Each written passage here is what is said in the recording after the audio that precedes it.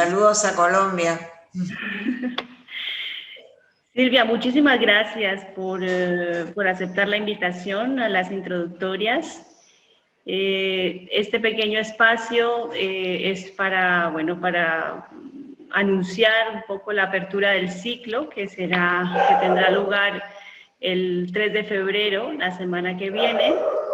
Tú abrirás con tu conferencia El amor en la época del Tinder.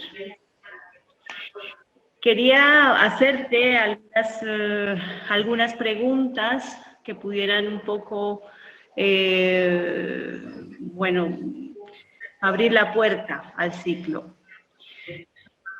Quería empezar haciendo alusión a una cita de Lacan del 53 en Función y Campo de la Palabra, en donde Lacan dice rotundamente: mejor pues que renuncie quien no pueda unir su horizonte a la subjetividad de su época. Y te quería preguntar si se puede hablar de un psicoanálisis del siglo XXI y qué implicaciones tendría este psicoanálisis. Muy bien, Andrea, es interesante comenzar por esa cita que vos tomás, porque bueno, poder ubicar la subjetividad de la época y no renunciar a poder pensar la subjetividad de la época no quiere decir aplaudir la subjetividad de la época ni tampoco censurar la subjetividad de la época, sino fundamentalmente analizar la subjetividad de la época, ¿no? Que me parece que es algo sumamente importante. Y entonces una de las cuestiones que va a plantear Lacan mucho más adelante en relación a la subjetividad de la época, él va a diferenciar la subjetividad de la época de Freud, donde Freud hablaba de una cultura caracterizada por la represión, ¿sí? Por la represión de las cuestiones más del orden de lo pulsional, represión que daba lugar a los síntomas, digamos, ¿no?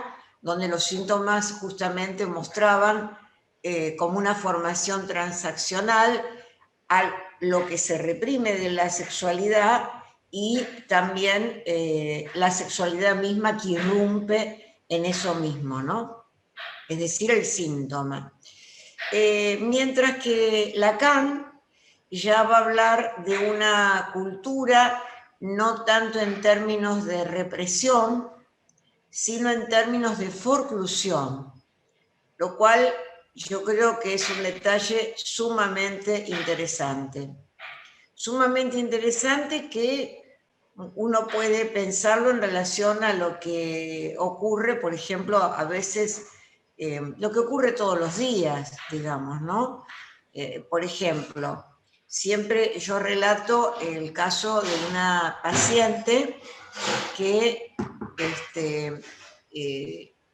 tiene como síntoma cortarse los brazos, ¿no? Cuestión que le ocasiona un alivio en relación al punto de angustia y también un sufrimiento, porque bueno, muestra de esa manera su locura. En un momento ella va, sube a un subte y un muchacho mira esos cortes y le dice: ay, ¿me podés decir cuál es el lugar donde te los hiciste?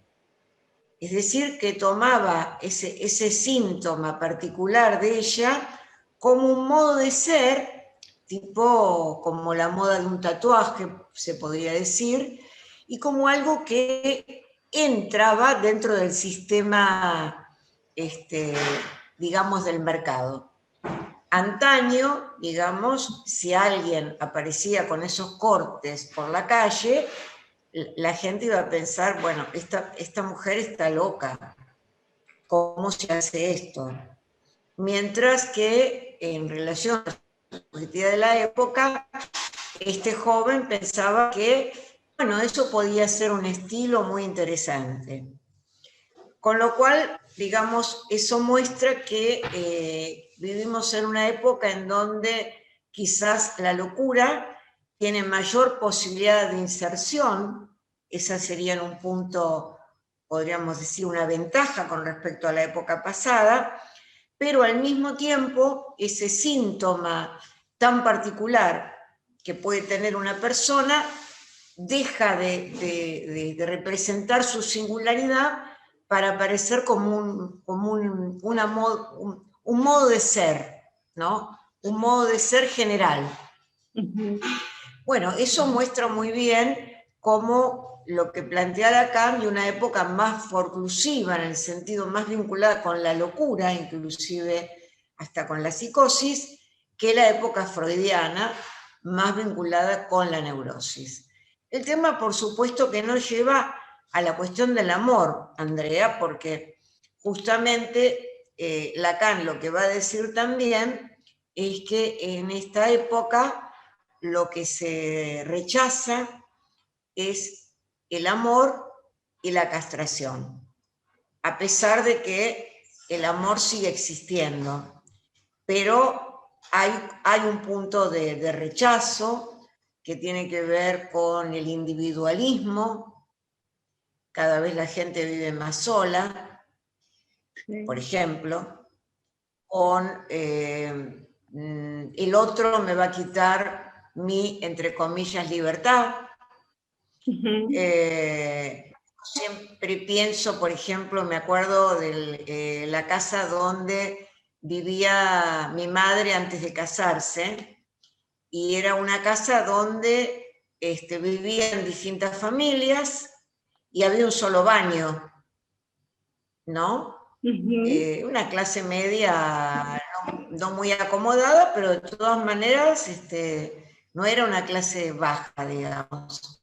¿Cómo podían convivir todas esas familias teniendo un solo baño? Reinaba una mayor tolerancia, quizás también una mayor represión, seguramente, pero una mayor tolerancia, porque yo iba a esa casa y no escuchaba ni gritos ni violencia, digamos, sino que existía la posibilidad de convivir. Y entonces el amor que también tiene que ver, ¿por qué no?, con la tolerancia, porque cuando desaparece esa primer luna de miel, del enamoramiento, de la intensidad, y donde todo parece súper, súper, súper, como dice Lacan, él se saca la máscara, ella también, y él no era él y ella tampoco, ¿no? Es decir, ahí aparece la prueba del amor, cuando ya no es, digamos, no es el amor idealizado, sino qué pasa. Y creo que ese amor, que sería el amor después del amor, siguiendo un Fito Páez, digamos, Fito Páez, sí. argentino que... Claro, muy querido aquí. Que ahí aparece un punto complicado. Sí. Has hecho alusión al asunto del amor y esta cita que yo traje en principio, también Lacan hace referencia allí a la posición del analista. ¿Cómo pensar en una posición del analista en una época en la que el amor parece imposible un poco, ¿no? O que cada vez se hace más difícil. Bueno, muy bien.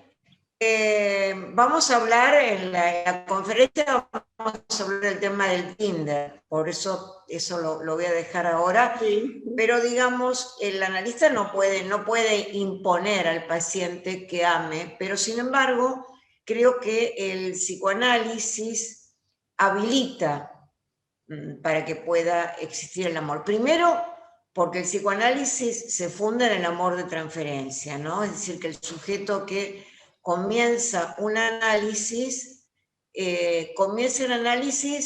creyendo que el otro va a decir algo distinto a lo que el sujeto piensa. O sea que eso ya supone una dimensión vinculada con el amor a lo otro, ¿no? Con, digamos, que hay una dimensión diferente a la del yo, a la del individualismo, digamos, el sujeto que empieza un análisis está más predispuesto que otros a encontrarse con lo otro, con la alteridad, Sí. ¿no? Y creer, y Lacan va a decir, la dimensión del amor supone una creencia, creer que hay una alteridad, creer que hay algo distinto a lo que yo pienso, esa creencia tiene que ver con el amor. Es decir, que hay una relación directa entre la creencia y el amor, entre la creencia en lo otro y el amor. Por eso, digamos, yo escribí el último libro, se llama El sexo del síntoma. Puede parecer muy raro el título, pero tiene que ver con lo que estamos hablando. ¿Por qué? Porque el síntoma, ¿por qué se llama el sexo del síntoma? Lacan dice en un momento, el síntoma es el sexo al cual no pertenezco, es decir, una mujer. ¿Qué quiere decir esto? Que el síntoma tiene una dimensión que está en el propio sujeto, pero que es una dimensión desconocida, en ese sentido que es una dimensión no homo, igual al yo, sino hetero, ¿no? Distinta, Sí. ¿no? Entonces, por eso es que Lacan dice el síntoma, el sexo al cual no pertenezco, ¿no? Es decir, que el síntoma habla de una dimensión, otra que está en el propio sujeto. Es muy interesante esa formulación. Y difícilmente pueda un sujeto creer que el síntoma puede decir algo que él desconoce si no cree que una mujer puede también decir algo que él desconoce, ¿no? Interesante.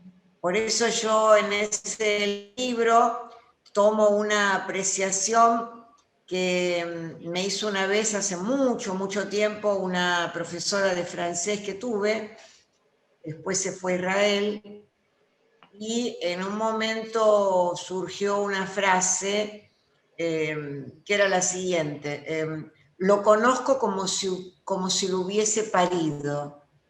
Y ella dijo, no es la madre la que conoce al hijo, sino que la que mejor lo conoce es su mujer.